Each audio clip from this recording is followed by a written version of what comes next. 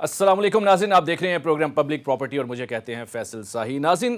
Programme میں ہم آج بات کریں گے کہ حالیہ جو بجٹ آیا ہے، بجٹ میں انڈسٹری، ایگریکلچر اور آئی ٹی کو ریلیف ملا، اس کے ساتھ ساتھ ریئل اسٹیٹ شعبے کے لیے کیا تجویز جو ہے وہ اقدامات کیے گئے۔ اس کے ساتھ ساتھ ہم بات کریں گے کہ اوورسیز پاکستانیوں کے لیے ٹیکس میں ان کو ایک ریلیف دیا گیا، تو کیا اس سے ریئل اسٹیٹ کے کاروبار میں مثبت اثرات مرتب ہوں گے، اور ریئل اسٹیٹ کا کاروبار اس میں بہتری آخر کب آئے گی۔ اس کے ساتھ ساتھ آج کے پروگرام میں ہم بات کریں گے راولپنڈی کے گرد و نواح میں واقع جو نجی ہاؤسنگ سوسائٹیز ہیں ان میں کتنی قانونی ہیں اور کتنی غیر قانونی ہیں۔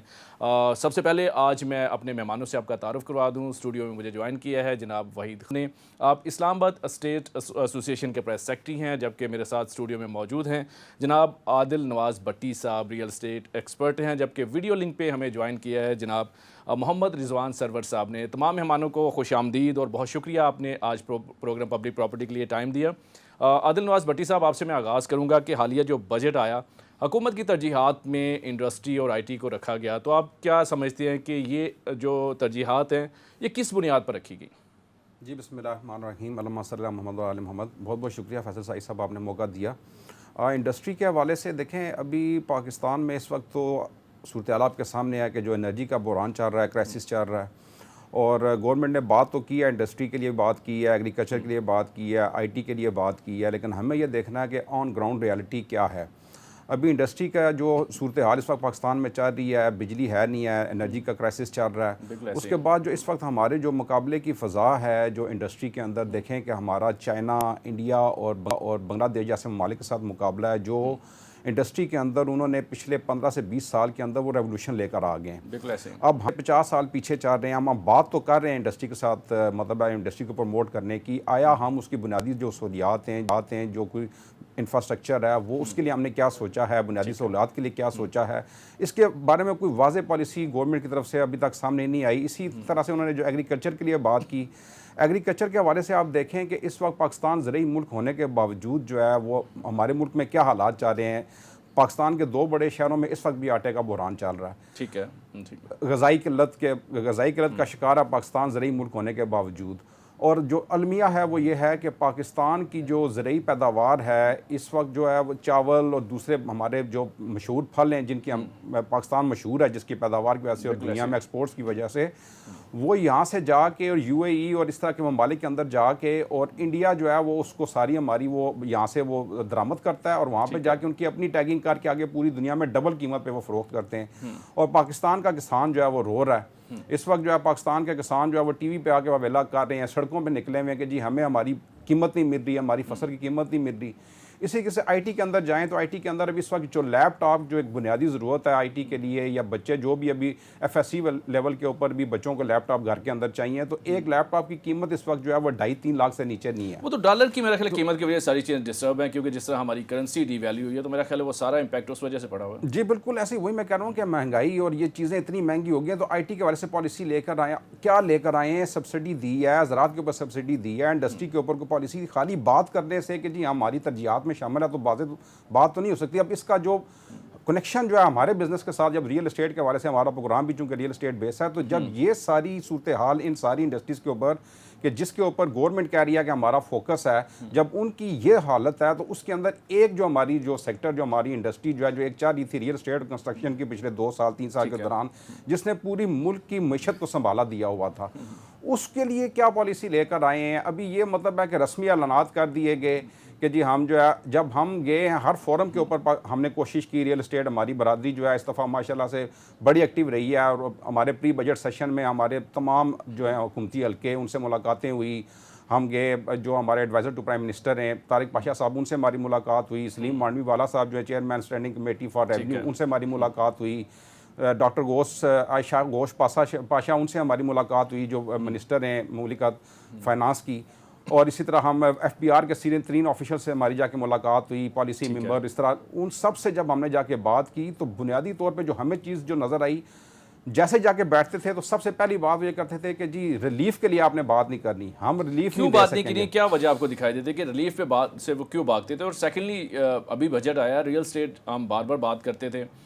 بہت بڑی انڈسٹری بن چکی ہے، اس کو انڈسٹری کا ایک درجہ دینا چاہیے، آپ کو لگتا ہے کہ مستقبل میں ایسے اقدامات ہوتے ہوئے دکھائی دے رہے ہیں؟ دیکھیں انڈسٹری کا درجہ دینا تو ایک بہت بڑی بات ہے نا کہ انڈسٹری کا درجہ انہوں نے کیا دینا ہے کہ ہم تو اس کو ریگولیٹ کرنے کے لیے ابھی تک جو ہے وہ اویلا کر رہے ہیں، ہر فورم کے اوپر جا کے کہہ رہے ہیں کہ ہمارے لیے ایک ریگولیٹر مقرر کریں، ٹھیک ہے، کوئی ہمارے لیے کوئی ایسا سسٹم بنائیں، ہر جگہ پہ جا کے بات کی ہے۔ کون ہے جو اپنے آپ کو احتساب کے لیے پیش کرتا ہے؟ کون ہے جو اپنے آپ کو کہتا ہے کہ یار ہم کسی سسٹم میں آنا چاہتے ہیں، ہمیں مطلب سسٹم میں کے آنا اندر چاہتے لائیں؟ ہیں، کوئی لانے کی بات نہیں کرتا۔ وحید صاحب آپ سے میں کمنٹس اس پہ لوں گا۔ بات ہم بار بار کرتے ہیں کہ ابھی بجٹ آیا ہے، ریلیف کی توقع کی جا رہی تھی،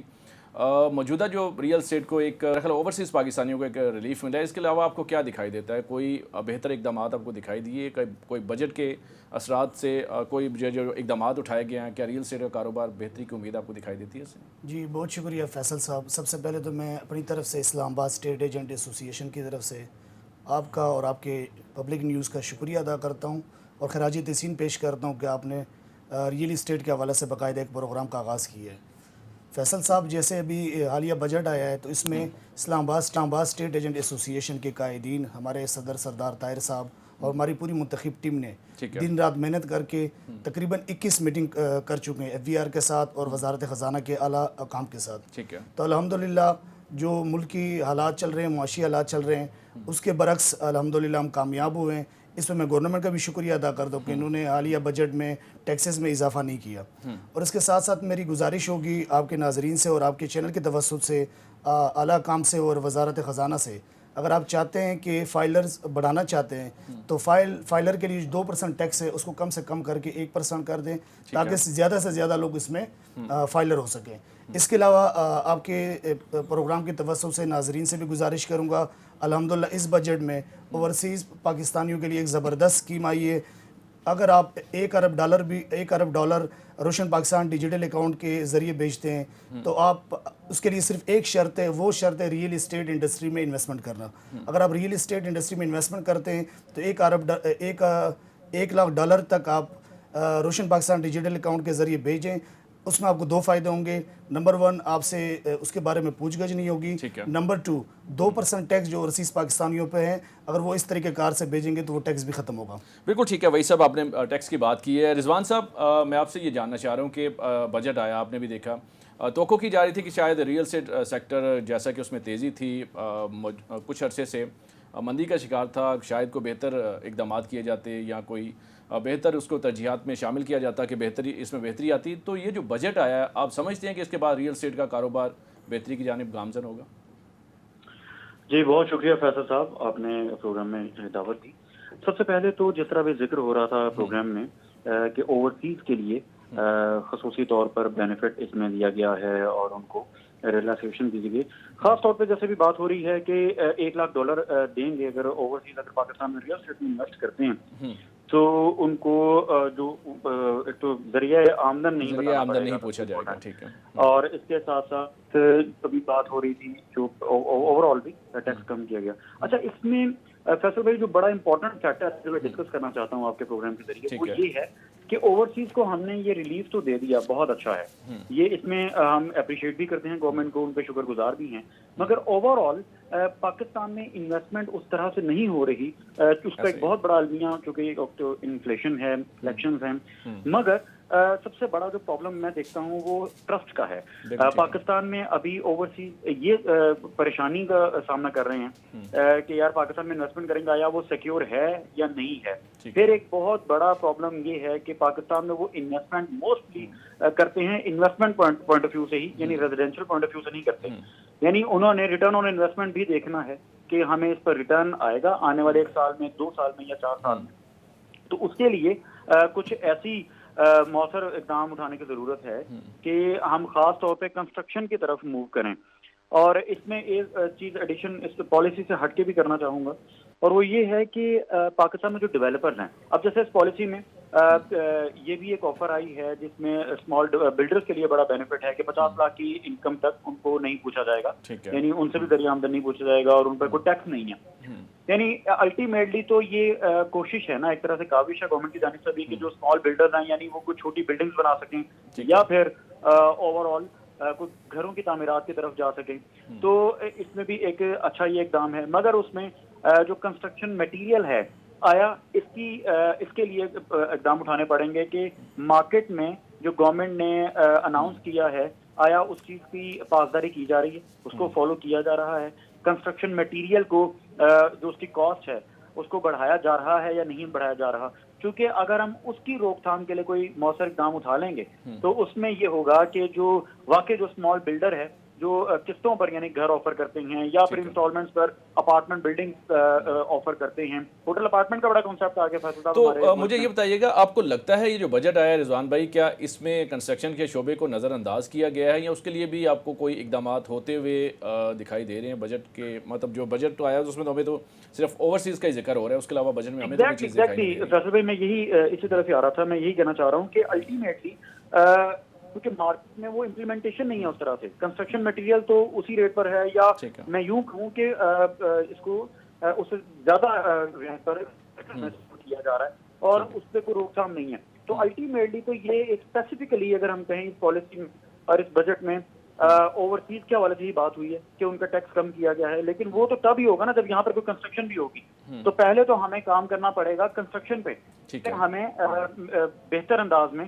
کوئی سٹیپس لینے پڑیں گے اور مضبوط سٹیپ لینے پڑیں گے, چونکہ کنسٹرکشن انڈسٹری کے ساتھ بہت سے لوگ وابستہ ہیں اور بہت سی انفیکٹ یہ تو انڈسٹری بن چکی ہے, تو یقیناً پھر اس میں لیبر جو ہے ان کا روزگار جڑا ہوا ہے اور بہت سے ایسے لوگ جو ریالٹر ہیں ان کا روزگار جڑا ہوا ہے, پھر وہ لوگ جو اپنا گھر بنانا چاہتے ہیں وہ اپنی جمع پونجی نہیں لگا پا رہے. تو الٹیمیٹلی اس بجٹ میں ہمیں یہ بھی دیکھنا ہے کہ کنسٹرکشن پوائنٹ آف ویو سے کوئی ایسا ریلیف نہیں آیا, اور کنسٹرکشن کے لیے جب تک ریلیف نہیں آئے گا تو پھر ڈیولپمنٹ نہیں ہوگی. اور تو رضوان بھائی توقعات کیا کی جا رہی تھی کہ بجٹ میں کیا ہونا چاہیے تھا؟ ریئل اسٹیٹس کے شعبے سے جڑے جو لوگ ہیں وہ توقع کیا کر رہے تھے بجٹ میں, ان کے لیے کیا اقدامات ہونے چاہیے تھے؟ سب سے پہلے تو فیصل صاحب اس میں توقع یہ کی جا رہی تھی جو کنسٹرکشن کا جو کنسٹرکشن مٹیریل کی جو پیسز ہیں جس پر میں بار بار بات کر رہا ہوں, اس پر توقع کی جا رہی تھی کہ اس کی کوئی روک تھام کی جائے. یہ تو ایک ایسا گھوڑا ہے جس کی کوئی لگامیں نہیں ہے, کیونکہ اگر میں یوں کہوں کہ ہر 2 سے 4 دن کے بعد آپ دیکھیں کسی نہ کسی مٹیریل کی کوئی نہ کچھ کاسٹ بڑھتی جا رہی ہے.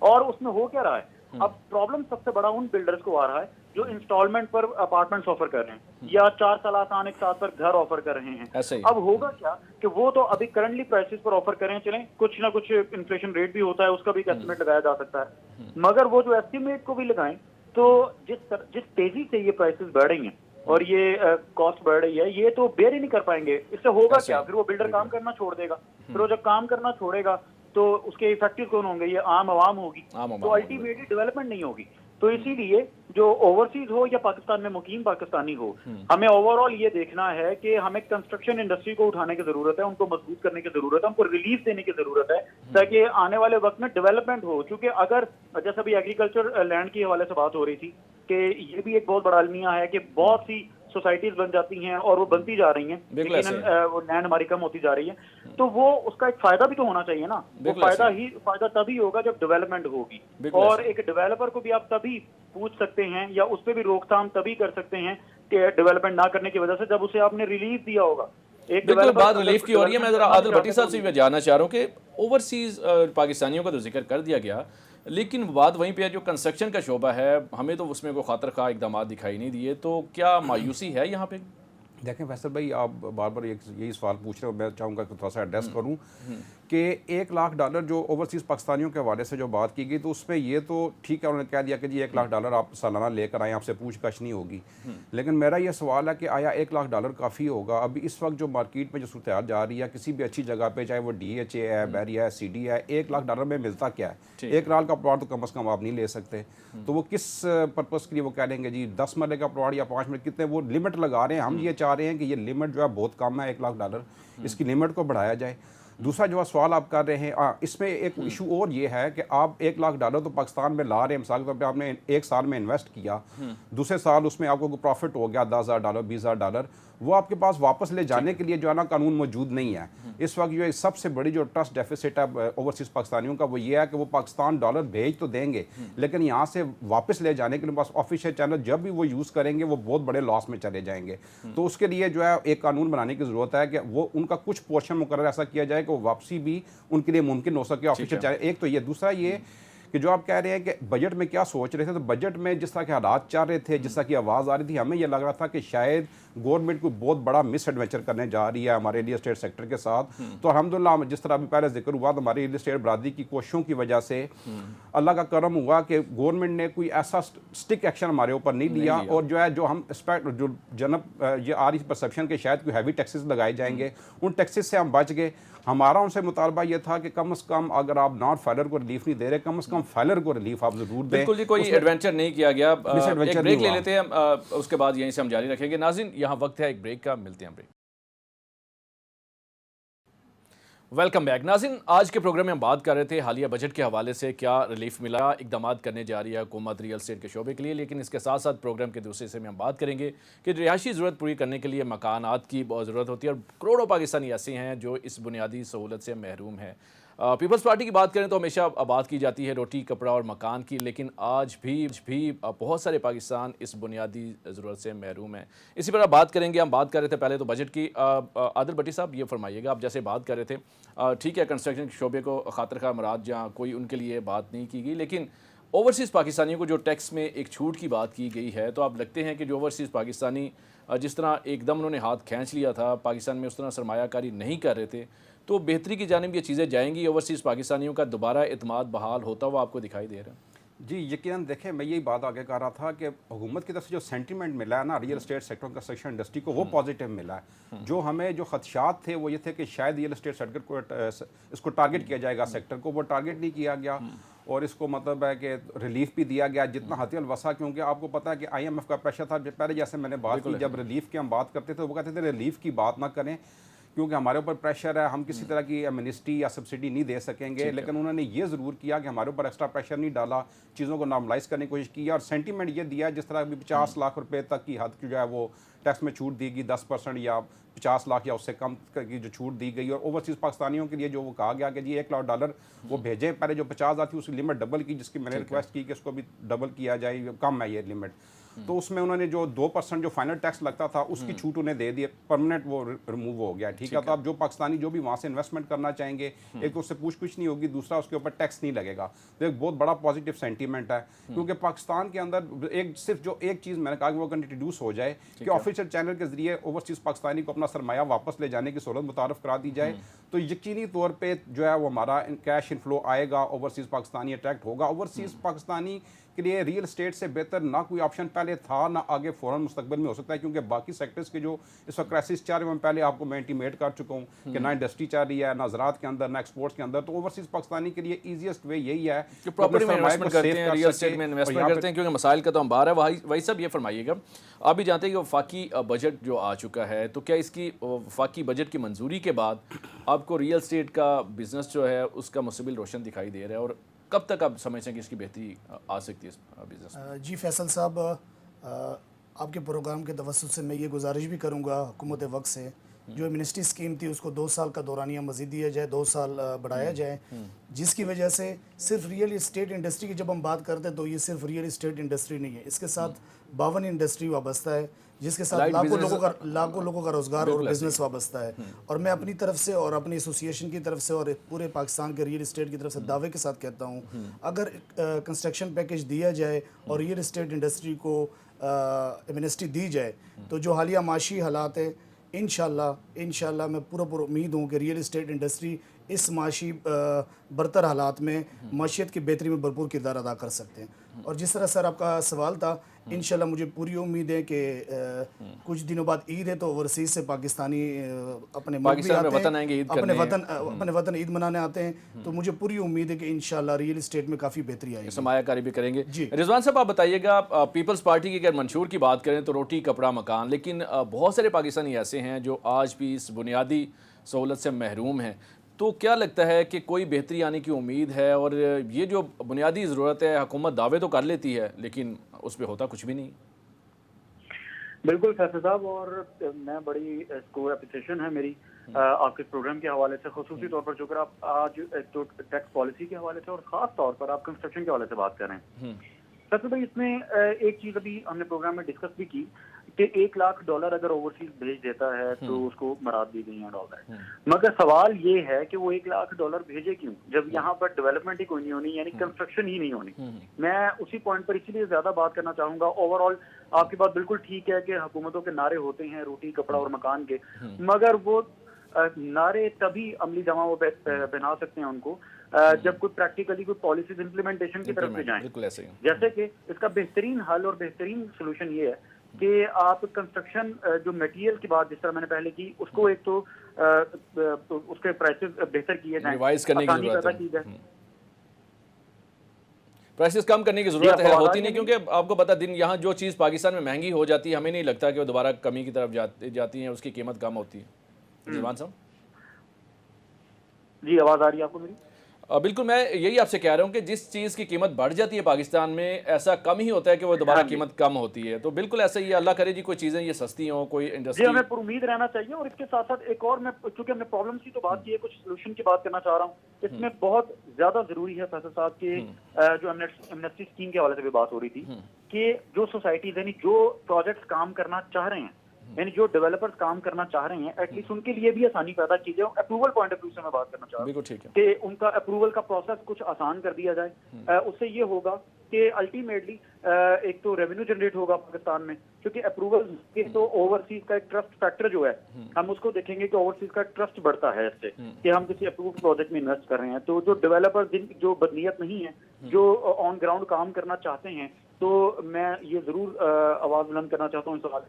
کہ ان لوگوں کے لیے آسانی پیدا کی جائے تاکہ وہ ڈیولپمنٹ کی طرف موو کر سکیں اور ان کو اپروول کے حوالے سے کوئی کسی قسم کے خدشات نہ ہوں, کوئی پریشانی کا سامنا نہ کرنا پڑے, اپروول آسان کر دیا جائے. اور اینڈ سیکنڈ پارٹ ہے کہ جب کوئی ڈیولپر جو بدنیت ہے اور جو کام نہیں کر رہے ان کے حوالے سے بھی یہ ایک پالیسی بننی چاہیے کہ ان پر بھی کوئی لمیٹیشنز قائم کی جائیں, ان کے اوپر بھی نظر رکھی جائے. چونکہ الٹیمیٹلی ہوتا کیا ہے کہ اوورسیز کا جو پیسہ ہے, چونکہ ہم اوورسیز کو جب مراد دیتے ہیں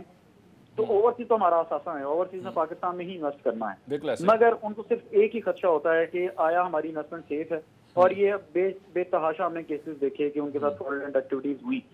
لہٰذا ایک جو ہمیں اپروول کی طرف فوکس کرنا پڑے گا, اور یہ جب اپروول والے معاملات آسان ہو جائیں گے اور کنسٹرکشن مٹیریل کی پرائسز کی جو ہم بات کریں وہ آسان ہو جائے گی, یعنی الٹیمیٹلی پھر ڈیولپمنٹ ہوگی, اور ڈیولپمنٹ ہوگی تو پھر باہر سے پیسہ آئے گا. اور ایک چیز اور فیصل صاحب کہ ریئل اسٹیٹ اس وقت جو پاکستان کی ہے یہ وہ واحد انڈسٹری ہے جو پاکستان کو اس انفلیشن میں سے نکال سکتی ہے. پاکستان میں جب ڈیولپمنٹ ہوگی, پاکستان میں زیادہ سے زیادہ بلڈنگ اور ہوٹل اپارٹمنٹس بنیں گے, پاکستان میں زیادہ سے زیادہ گھر بنیں گے, تو الٹیمیٹلی وہ ایک ایسا سورس ہے, ایسا ریونیو جنریٹ کرنے کے لیے ہمارا سورس ہے کہ ہم انشاءاللہ اس مشکل وقت سے بھی نکل جائیں گے. مگر اس کے لیے ہمیں واقعی آن گراؤنڈ ریالٹیز کی طرف آنا پڑے گا, ریالٹیز کی طرف آنا پڑے گا. بالکل آپ رضوان صاحب بالکل ٹھیک کہہ رہے ہیں, ہمیں امپلیمنٹ کرنا پڑے گا. بالکل ٹھیک آپ کہہ رہے ہیں. عادل صاحب میں آپ سے یہ جاننا چاہ رہا ہوں, یہ بات کر رہے ہیں اوورسیز پاکستانی کی, اور بالکل اوورسیز پاکستانی کا اعتماد کا فقدان تو بن چکا ہے اور ہمیں دکھائی بھی دیتا ہے, لیکن اوورسیز پاکستانی ایک اور بھی گلا کرتے ہیں, کیونکہ میری اکثر بات ہوتی رہتی ہے, وہ یہ کہتے ہیں کہ ہم سرمایہ کاری کرتے ہیں اپنی لوکل کرنسی میں, اگر وہ یو کے میں ہے تو پاؤنڈ میں سرمایہ کاری کرتے ہیں, امریکہ میں ہے تو ڈالرز میں کرتے ہیں, لیکن جب یہاں سرمایہ کاری کرتے ہیں وہ یہاں پہ 20 سے 30 ہزار پاؤنڈ لگاتے ہیں, جب وہ ریٹرن لینے کی کوشش کرتے ہیں تو اس ٹائم آپ کی کرنسی اتنی ڈی ویلیو ہو چکی ہوتی ہے کہ وہ دوبارہ پاؤنڈ لینے میں ان کو بڑی دشواری کا سامنا کرنا پڑتا ہے, ان کو بڑا نقصان اٹھانا پڑتا ہے. تو یہ چیز جو ہے یہ اب کیسے ختم ہو سکتی ہے, کیونکہ ہماری کرنسی تو مسلسل ڈی ویلیو ہو رہی ہے. بالکل, میں یہ پہلے بھی مینشن کر چکا اسی وجہ سے کہ یہ سب سے بڑا ایک جو میجر فلاس میں آ رہا ہے نا, کہ باہر سے آنے کے لیے تو آپ ٹیکشن دے رہے ہیں, لیکن ان کو یہاں سے واپسی کے لیے جو ہے نا اس کے لیے صورت متعارف کرانی چاہیے لازمی طور پہ, اس کے قانون سازی کی ضرورت ہے. دوسرا یہ کہ جو بات ابھی کی جا رہی ہے نا کہ انفرادی طور پہ تو $1 لاکھ ایک انڈیویجول کے لیے اجازت دی گئی ہے, لیکن جس طرح ابھی بات ہو رہی ہے پروجیکٹس کی یا بڑے بڑے انویسٹمنٹس لانے کے لیے, تو اس کے لیے جو ہے ظاہر ہے کہ کوئی گروپس اگر باہر سے ہائر کیے جاتے ہیں, ان کو اٹریکٹ کیا جاتا ہے, تو آیا وہ $1 لاکھ کافی ہوگا. تو یہ اس کے لیے الگ سے ایک پالیسی بنانے کی ضرورت ہے کہ اگر کوئی بڑے پروجیکٹس میں انویسٹمنٹ کرنا چاہتے ہیں, جس طرح ابھی کہا جا رہا ہے کہ جی business ease of doing business جو ہے وہ متعارف کرائے جائیں, تو اس کے لیے سب سے بہتر ہے ریئل اسٹیٹ کا سیکٹر. ہمارے یہاں پہ ایک فری ہولڈ پراپرٹیز کا کانسیپٹ ہے یو اے ای میں اور دوسرے دیگر ممالک میں, کہ جہاں پہ آپ فری ہولڈ پراپرٹی خریدتے ہیں تو وہاں پہ آپ کے لیے لائسنسنگ فردر آپ لائسنسنگ کی آپ کو ضرورت نہیں رہتی. آپ کو کوئی بھی پروجیکٹ آپ شروع کرنا چاہتے ہیں, آپ ہوٹل اپارٹمنٹ بنانا چاہتے ہیں, آپ ہاسپٹل بنانا چاہتے ہیں, آپ کسی طرح کے جمنازیم کچھ بھی بنانا چاہتے ہیں, تو فری ہولڈ پراپرٹیز کے اندر آپ کو یہ سہولت ہوتی ہے کہ آپ کو اس کو فردر لائسنسنگ کی ضرورت نہیں ہے. تو یہ وہاں پہ اس کو متعارف کرایا جائے اور اس کے لیے اسپیشل ایک پالیسی بنائی جائے کہ جس سے زیادہ زیادہ سے زیادہ انویسٹمنٹ پاکستان آ سکے، ڈائریکٹ انویسٹمنٹ آئے گی. جو یہاں پہ ایک چھوٹا سا میں آپ کی اجازت سے تھوڑا سا آج کے پروگرام کے موضوع سے ہٹ کے ایک چھوٹی سی بات ایڈ آن کرنا چاہوں گا کہ جو ریٹرن آن انویسٹمنٹ کی بات کی جا رہی ہے، کہ یہاں پہ جو پروجیکٹس انٹروڈیوس کروائے جا رہے ہیں جس میں کہا جاتا ہے کہ جی آج آپ پراپرٹی خریدیں اور اگلے ہی دن آپ کو رینٹ ملنا شروع ہو جائے گا. یہ پاکستان جو ہے ایک اللہ تعالیٰ معاف کرے لیکن لگ رہا ایسا خدا نخواستہ کہ پاکستان ایک بہت بڑے اسکیم کی طرف بڑھ رہا ہے، کیونکہ یہ اربوں جو ہے روپیز جو ہیں وہ لوگوں سے وصول کر رہے ہیں اور ریٹرن انویسٹمنٹ کے نام پہ وہ لوگوں کو لالچ دے رہے ہیں اور بے تحاشا لوگ جو ہیں وہ وہاں پہ جا کے انویسٹمنٹ کر رہے ہیں. اور یہ ٹوٹل طور پہ سودی کاروبار ہے. اس پہ فتوے بھی آ چکے ہیں کہ یہ ایک چیز آن گراؤنڈ موجود ہی نہیں ہے، تو آپ کیسے برانڈ دینا شروع کر سکتے ہیں. تو وہ پارٹیز ابھی تک جو ہیں وہ ایکٹیو ہیں اور وہ پیسے ایک پروجیکٹ کا نام رکھتے ہیں، نہ اس کا کوئی پتہ نہیں ہوتا گروپ کہاں سے آیا ہے، اور وہ راتوں رات اربوں روپے لوگوں سے وصول کرتے ہیں. اور 2-4 مہینے 6 مہینے ابھی کیسے آنا شروع ہو گئے ہیں کہ وہ پیسے دینے کے بعد اب ان کے پاس لوگوں کو پیسے بھی نہیں دے رہے اور لوگوں کو چکر لگوا رہے ہیں. تو حکومت سے ہم درخواست کریں گے پلیز اس طرح بھی توجہ کریں. ہم نے ریٹرن بھی دی ہے اپلیکیشن وہاں پہ کہ کائنڈلی اس کو چیک کریں کہ یہ کیا ہو رہا ہے. جب وقت گزر جائے گا، جب پلوں سے پانی گزر جائے تو پھر ایکٹیو ہونے کا کیا فائدہ. وقت سے پہلے ایسے یہ بٹی صاحب ایک چیز گراؤنڈ پہ ہے ہی نہیں ہے، سمجھ نہیں آتی کہ لوگ اس پہ کیسے اعتماد کر جاتے ہیں اور در در انویسٹمنٹ کرتے ہیں اور امید کے ساتھ اور اس لالچ کے ساتھ کہ ان کو کوئی ان کا رینٹ کی صورت میں ان کو انویسٹمنٹ جو ہے وہ ریٹرن دے رہی ہے. حالانکہ ایسا ہوتا نہیں ہے، چند ماہ تو ان کو ریٹرن ملتا ہے لیکن اس کے بعد وہ عدالتوں کے چکر لگاتے ہیں. میرا خیال ہے بڑی لمبی بحث ہے لیکن وقت ہے ناظرین یہاں ایک بریک کا، ملتے ہیں بریک کے بعد. ویلکم بیک ناظرین. ہم بات کر رہے تھے جو بنیادی سہولت ہے مکان کی، بہت سارے پاکستان آج بھی اس بنیادی سہولت سے محروم ہے. نمبر کیا اس پر بات کریں گے. عادل بٹی صاحب، بہت بڑی ضرورت ہر کسی خواہش ہوتی ہے کہ اپنے بچوں کے لیے ایک چھت مہیا کر سکیں. پاکستان کی بڑی آبادی آج بھی اس بنیادی سہولت سے محروم ہے. تھوڑا سا نمبر بتائیں گے کہ کتنے کو پاکستانی اپنے یعنی گھر کی چھت سے محروم ہیں؟ اس وقت جی جو لیٹسٹ جو خانہ شماری ہوئی ہے اس کے حساب سے نا 2040 تک تو ہمارے پاس 2.5 کروڑ گھروں کی کمی ہوگی. اور اس وقت موجودہ 2023 میں پاکستان میں جو ہے 1 کروڑ 25 لاکھ گھروں کی کمی ہے. اور پاکستان میں اس وقت جو ہے 18 سے 22 سال کی عمر کے جو ہیں وہ 2.5 کروڑ نوجوان ہیں.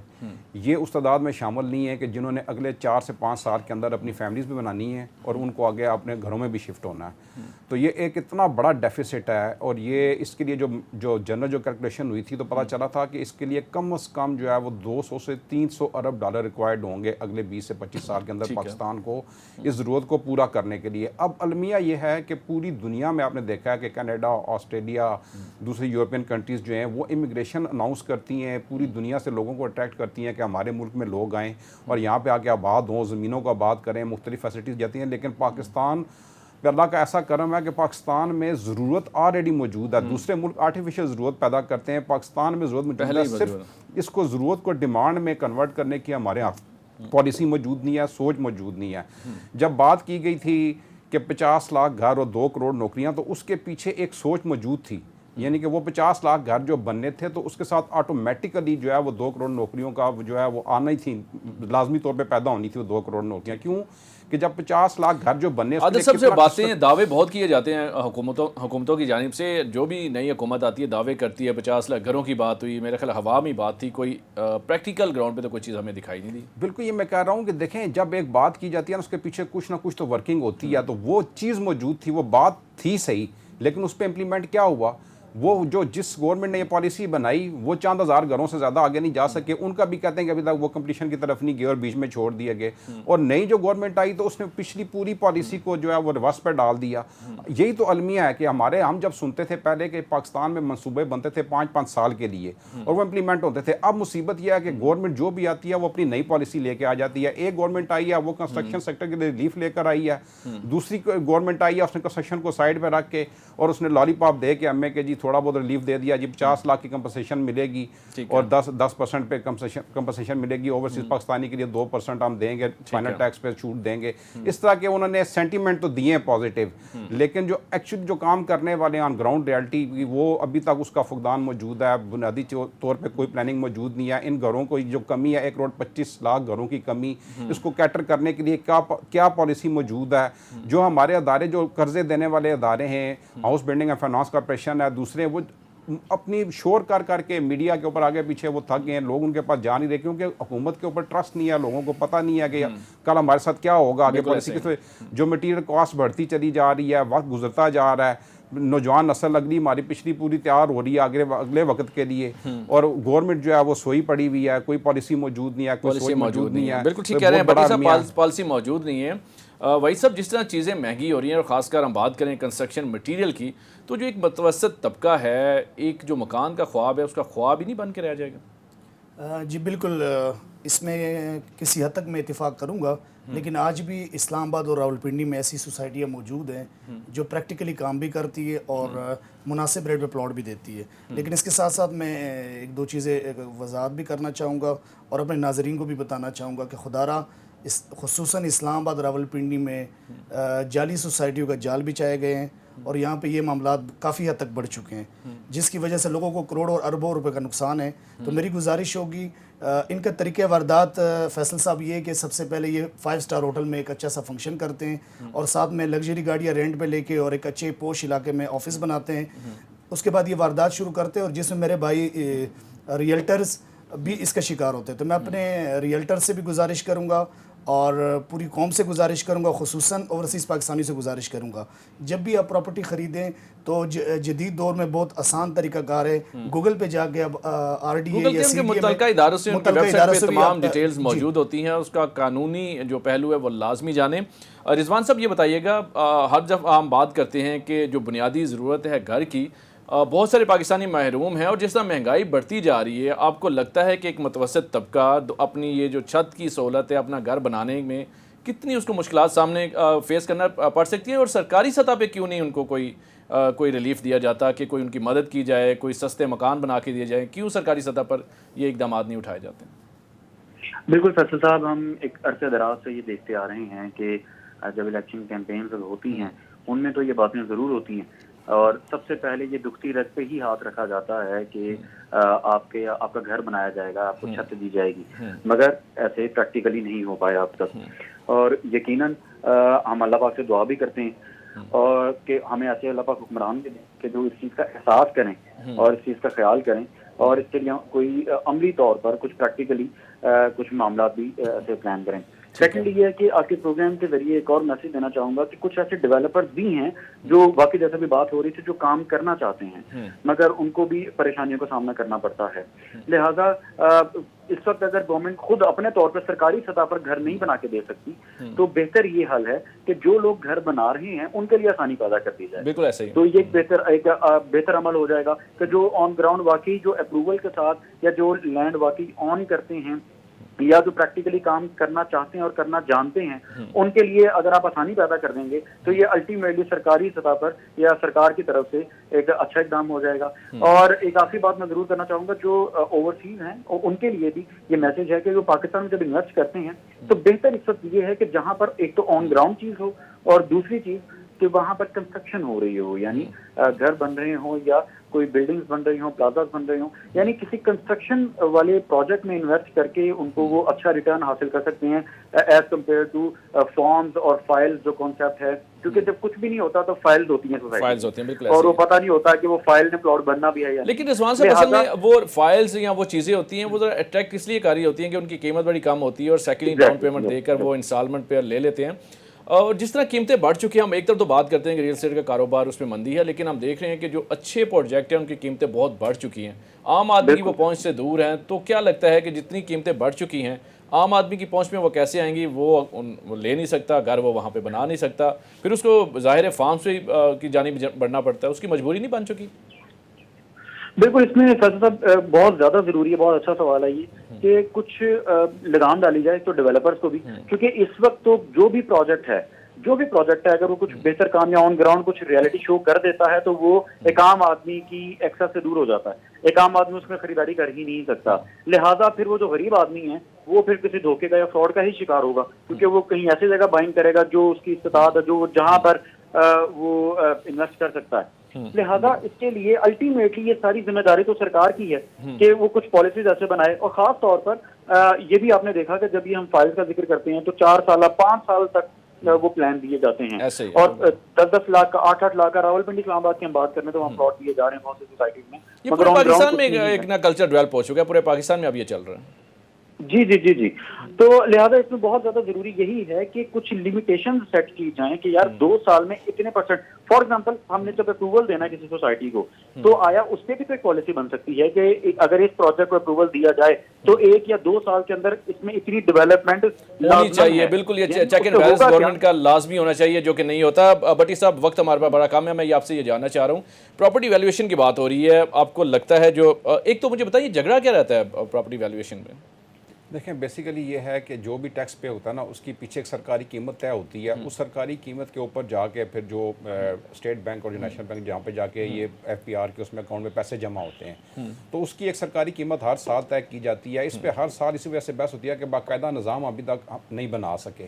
تو اس میں یہ ہوتا ہے کہ جب سرکاری قیمت ہم نے ان کو یہ فارمولہ دیا تھا کہ ان کے ذہن میں یہ بات ہے کہ یہ سرکاری قیمت جو ہے وہ کافی کم ہے, اس کو زیادہ ہونا چاہیے. تو یہ پچھلے 2 سال پہلے بھی ہمارا جب جھگڑا ہوا اور اس پہ کافی زیادہ پروٹیسٹ بھی ہوئے کیونکہ سرکار جب ایک دم سے جو ہے وہ ویلیویشن کو 75 سال کے نظام کو ٹھیک ایک سال میں تو نہیں ہو سکتا, تو اس کو گریجولی ٹھیک کرنے کی ضرورت ہے کہ گریجولی آپ اس کو ٹھیک کریں کہ آپ ہر سال اس کو ہم نے فارمولہ طے کیا تھا کہ 15 سے 20% جو ہے نا اس میں اب اس میں اضافہ کریں تو 5 سال میں اس طرح ہوگا کہ یہ اپنی اصل قیمت تک پہنچ جائے گا اور جو ہے پراپرٹی سے جو سیکٹر ہے وہ بھی کریش بھی نہیں کرے گا اور اس میں جو ہے جو بیلون ایک بنا ہوا ہے وہ بھی سسٹین کر جائے گا اور گڑبڑ بھی نہیں ہوگی. لیکن گورنمنٹ کے جو ادارے ہیں ان کو یہ بات سمجھ نہیں آتی, ابھی بھی یہ شور مچا ہوا ہے. پتہ ایسے لگ رہا ہے, ہمیں شک ہو رہا ہے کہ جو ہمیں پازیٹیو سینٹیمنٹ آیا ہے جو بجٹ میں جو ود ہولڈنگ ٹیکس کو نہ بڑھا کے تو جو فائلر کے اوپر انہوں نے ہم پہ حاتم طائی کی قبر پہ لات ماری ہے کہ انہوں نے بڑھایا نہیں ہے, تو جبکہ ہماری ان سے ڈیمانڈ تھی کہ اس کو جو ہے اگر آپ سرکاری قیمت بڑھاتے ہیں تو اسی تناسب سے آپ جو ہے ود ہولڈنگ ٹیکس کو کم کریں.